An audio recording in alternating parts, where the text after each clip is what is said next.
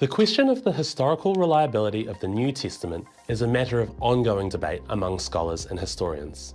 Most scholars argue that the New Testament provides a historically accurate account of the life and teaching of Jesus, while others argue that the accounts in the New Testament have been altered over time and contains legendary and mythical elements.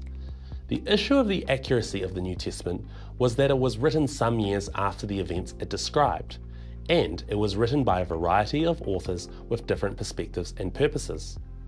Also, a claim repeated by skeptics and leaders in other religions is that the texts of the New Testament have been copied and transmitted over the centuries, and there are differences in the manuscripts that have survived, which can make it difficult in determining the original text.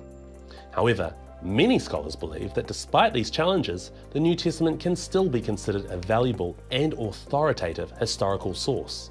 For example, some of the details in the New Testament accounts of Jesus' life, such as the baptism by John, his trial before the Roman governor Pontius Pilate, and his crucifixion, are supported by other historical sources and are agreed as facts by Christian and non-Christian scholars alike.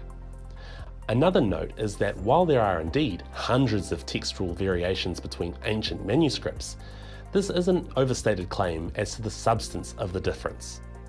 Most of the changes are spelling differences, word order, punctuation changes and additions, and dialect differences too.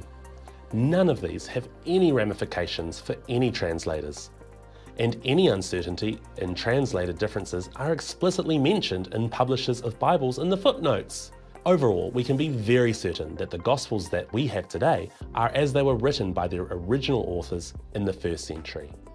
I'm Rowan Locke for Thinking Matters, and this has been your Thought for the Week. For more resources like this, go to www.thinkingmatters.org.nz.